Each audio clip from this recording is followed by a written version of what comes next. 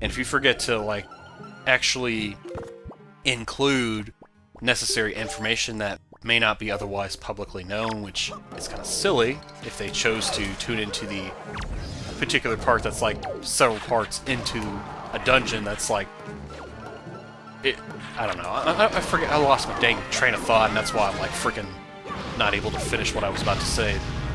Basically, what I'm trying to say is it pays to sometimes include what you would otherwise skip in a Let's Play, like cut out when you're trying to edit and whatnot. And I'm not trying to give tips or anything or be like an expert, but I figured I'd at least try to explain my method of madness, like what's going on in my mind whenever I choose to include something or cut something out.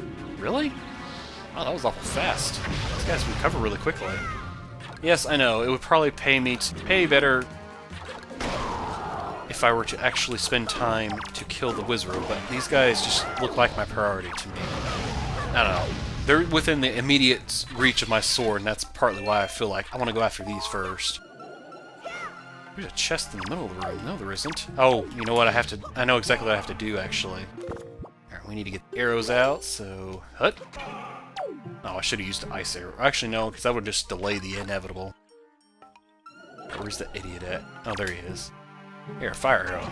That should do it. I guess that was a waste, because I thought that should have killed him. Okay, that's fine. Where you at? Oh, pfft, hello. Bye-bye. Hello, goodbye. Or as that guy off of One Piece in Impel Down says, "Good morning." I swear I love that line. It's so perfect. I hope it becomes like the biggest meme ever for One Piece fans. It's just so... I don't know what it is. It's not out of place. It's just... I find it hilarious though he says it so casual or nonchalantly. Meanwhile, they're in the middle of like a jailbreak trying to get out of Impel Down, and he's just like, "Good morning." I mean, I'll admit it's not nearly as funny probably as hearing Uncle Grandpa go, "Good morning," you know. Is that going to be a thing where we try to like find the funniest good mornings or funniest things people say when they say good morning? Hopefully not. Not by me, at least.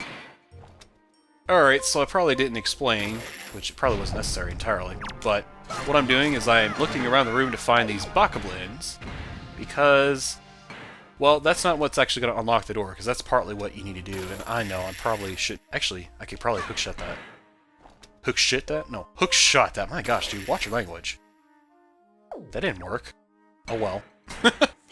I think you can actually hookshot that, I just goofed. Let's pull that down. Yeah, so I'm getting rid of all the bokoblins because that's how you get the chest in the middle of the room to appear, because they're hidden within the statues and the jars and whatnot. Kind of sneaky that they did that. They really made you... I mean, if you think about it, the first chest of interest, I mean, just by saying that, that gives it away what the chest in here is.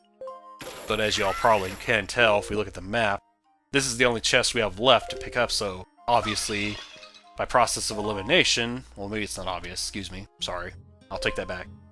By process of elimination, though, that means the second treasure chart, which we still need to find in this dungeon, is in this room. So, yeah, that's what we're doing. So forgive me if I'm wasting your time. Ooh. If you want to know how to get, like, progress through the dungeon, I think you need to get... No, it's not there. It's up there, I think. Yeah.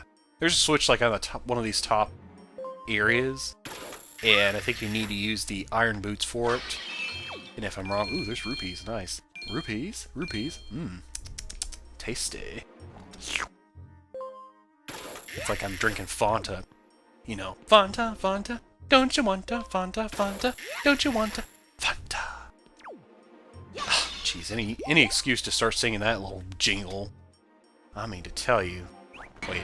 Yeah, let's do this first. Pull that down. There we go. Okay. And I think we can pull this guy over. And then we can go ahead and shoot him again. Oh, that's so cruel, but yet so perfect. Oh, wow.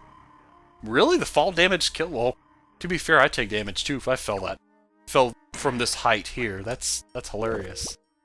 I mean, it's cruel, but it's also awesome. It's just... I love the little detail that they included. I'm thinking maybe it was more than just the fall damage, but I want to credit the fall damage killed the bokoblin.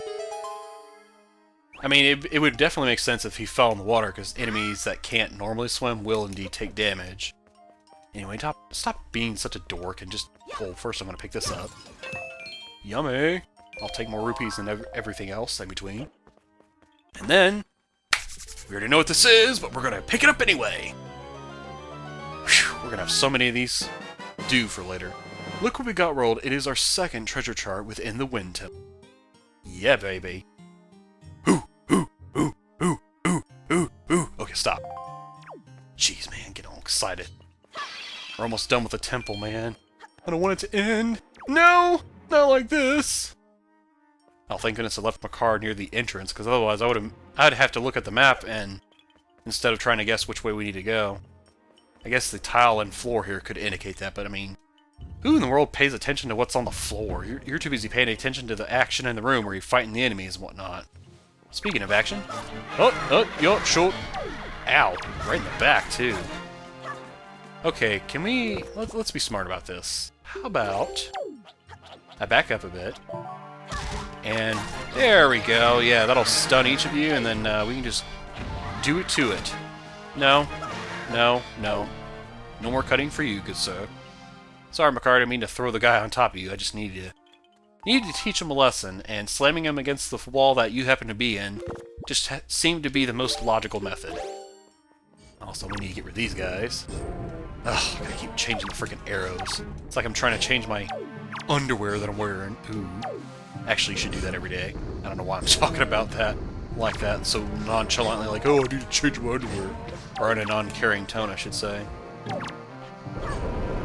Yeah, and actually, I usually don't...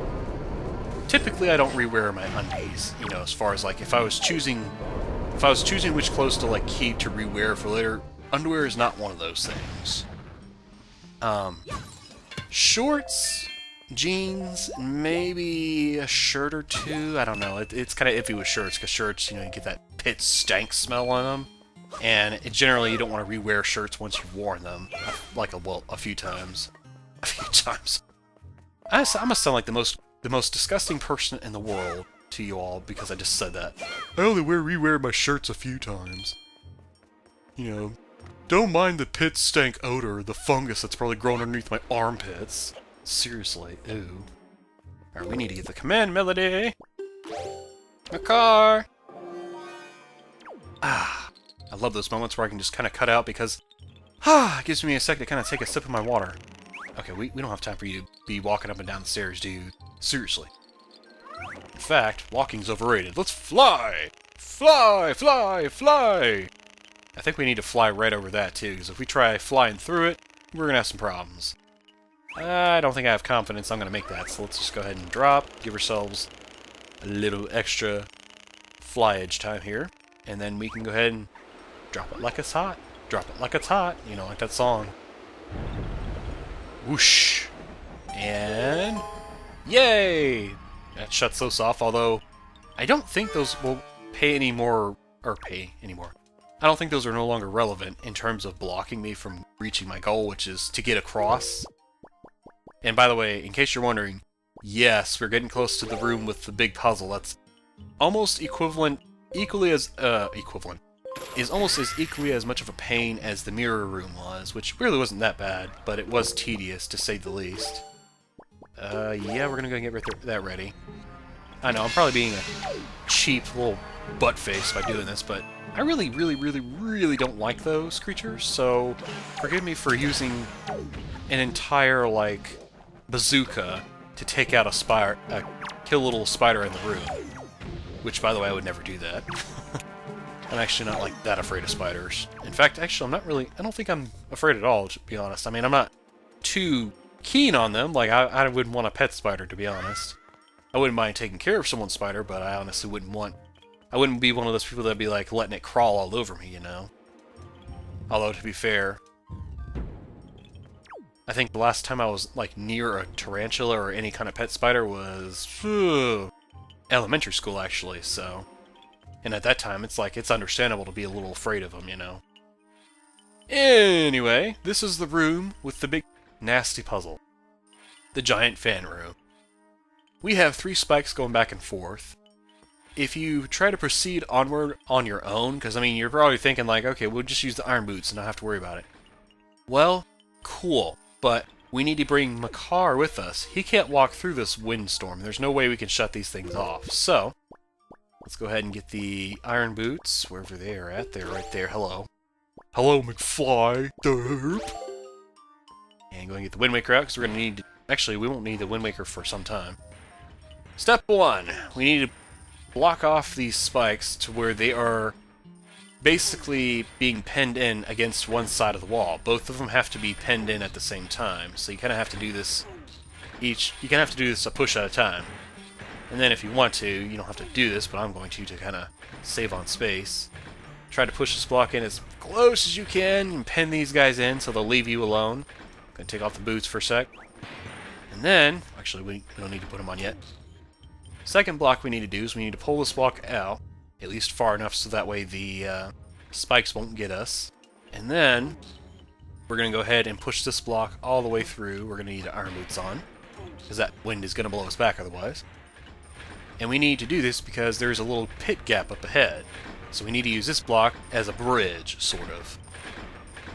And I know this is really not that riveting or exciting, so forgive me if this tends to bore anybody, but, you know, you gotta do it. It's part of the game, man. It's part of the game. It's the breaks of the game. I don't know, maybe this is more entertaining to do than pushing and pulling mirrors or shining off of mirrors. Nope, I can't say that with a straight face. I have to say the little mirror puzzle thing, that was probably my favorite. It was tedious, to be sure, but I think I like that one better than this one. This one's just kind of like, yeah. I give it a 8 out of 10. It's still good enough to be memorable, but it's just not my favorite. Boy, you better speak your words or I'm going to kick your fanny. You need to speak clearly and distinctly. You can't go, because that's what it sounds like you did. It's just that. It's not, that's what it sounds like sometimes to me when I'm playing these back and I'm editing. It sounds like and I'm like, what is that? What is that? What is that? Is that like a new tribe? I hope I'm not saying anything really offensive to anybody. Forgive me if I am, by the way. My intention is not to do that. I'm simply poking fun at myself for not pronouncing my words correctly. Anyway, with that, we have blocked all the spikes successfully. So, we need to go ahead and cross the bridge. Very slowly, I might add. And into that little room over there, so we can finally bust down the last butt crack wall, so we can finally get through and find out what exactly killed Fado, the poor guy. I don't know what it is about sages and dying, but I don't think that would really be that appealing of a job description for me. If I was in Medley or in Makar's shoes, I'd be like, on second thought, maybe you have the wrong guy. Or girl, guy or girl, whatever. Whoa, what? Is that the second time I did that? I did that again, didn't I? Do you not know how to read? Up, down, right, left, right. Holy crap.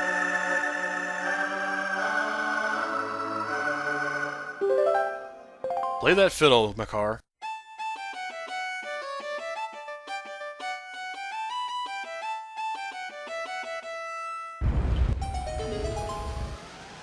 Shazam!